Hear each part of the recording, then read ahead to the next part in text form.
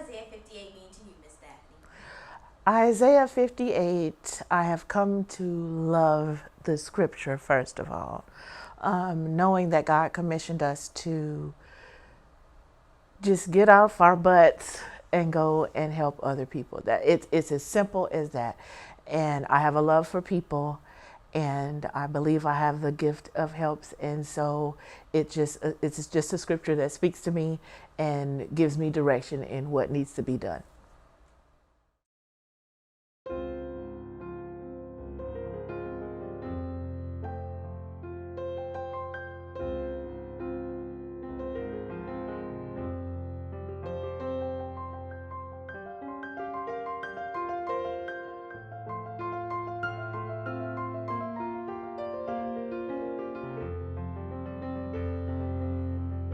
It's the first time we've been like this, but rain, sleet, snow, no snow here, the gospel got to go.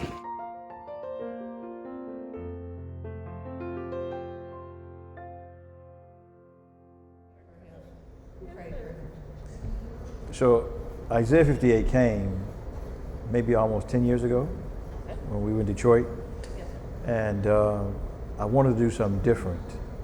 I was reading Isaiah 58, the whole thing, and I realized that we were not making the mark of what needs to be happening in our churches, in our communities, and so hence Isaiah 58 began. So the whole purpose is to undo the burdens of people. That's the whole purpose.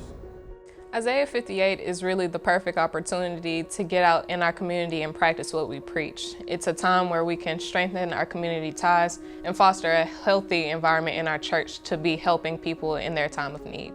It's a way for the community to be aware of the church. I know a lot of times people just pass by Horn Lake and don't think anything of it because it's on the hill. You're not paying attention to it. Plenty of people actually, as we go out in the community, they ask like, who are y'all? And we're like, oh, we're the church that's on the hill. And they're like, that church was actually there. And we're like, yes, we're here. And for that to actually be said, it speaks volumes on the amount of awareness that we have in our community that people didn't even think we existed. What we're doing is now reaching people's attention. Isaiah 58 is important to this church because it has caused us to come together in service of others. It's brought about a community spirit, a love of our community. So it's helped us socially, internally, as well as meeting our neighbors externally. Not only does it strengthen those community ties, but really the family type of vibe that we have here, it's really pulled that in. Us working together, the whole little assembly line that we set up passing the food out, it's a true teamwork, and everybody enjoys what they're doing. We're happy doing it, whether it be going to the police station, the fire station. It's a good time. Everybody's happy and doing the Lord's work. So it's really helped us in that regard, building that family type vibe. It's everybody pitching in and doing the job. Yes. Yeah. Christ, in his command to us in Matthew 28, he says that we are to go and make disciples, teaching them the things I've taught you. And Christ taught his disciples about the importance of community service. Christ, and throughout all the Gospels, he goes into the villages, he's healing the sick, he's giving food to those who need it, he's watching over the poor, and he's doing all these things. And he taught his disciples this because he knew, first, of course, as a Christian, we ought to help others, but at the same time, it enriched them, and it helped them to have pity and have compassion on those who may not have the same blessings, benefits, or social status as others did. And so what it helps us to do, it helps us to get out of our selfishness, and it helps us to be able to see other people through God's eyes, and it helps us to be able to cultivate that spirit of giving. That's what on the spiritual matter. It has helped the church to take what we believe into the streets. And as a result, the Lord has blessed our Isaiah 58 in terms of from a financial standpoint. We have relieved a lot of people. So since we've started, we probably have fed well over 3,000 people. We've given out so many different tracts to go to the police department, go to the fire department. And so we have done quite a bit. We've given out free ice cream. We take the ice cream truck, go in the neighborhood. We've given out school supplies. And so from a social economic stand, it has relieved some of the burdens of the people in our community. So before I was a pastor, I used to find creative ways to let folk know I'm a Christian.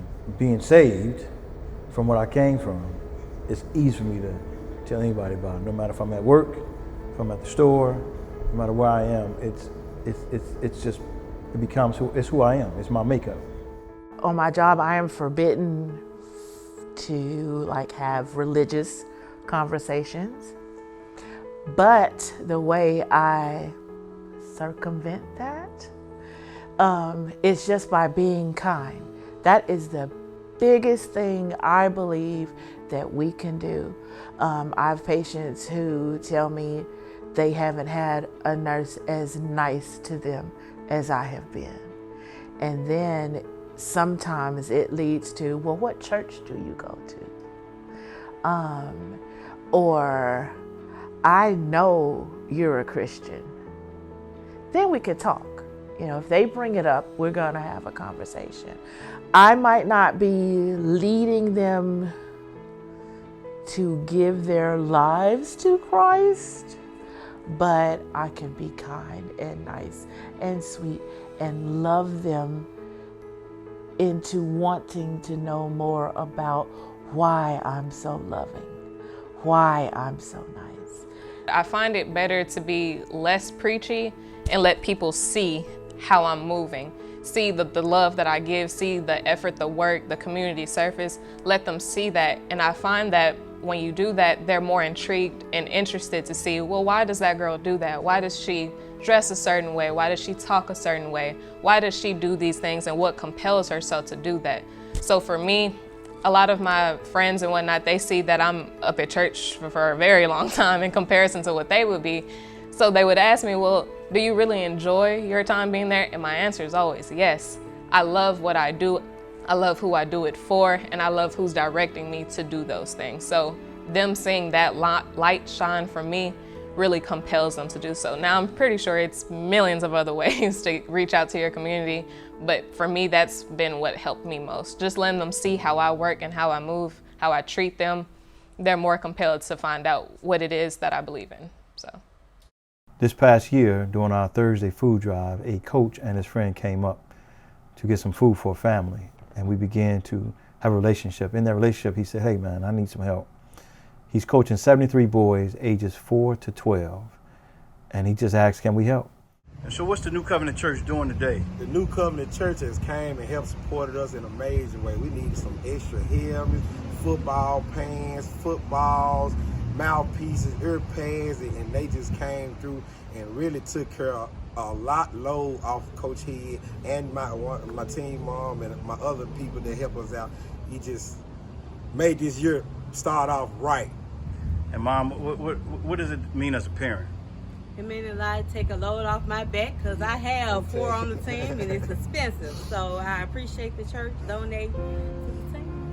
All right. Most people, they feel as if the church doesn't have an impact in our world on today. You see churches on every corner. You see, especially in Memphis, everywhere. But people don't look to the church for anything because they don't think the church matters.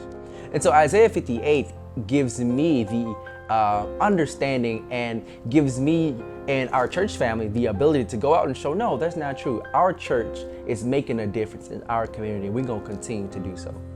I live to help people. So just seeing someone smile, see someone thankful, see someone appreciative, to me, we have completed the mission for the day. Because when you do things that is unexpected, you get a different result. And it's just living to help someone else remove the pressures of life for that day.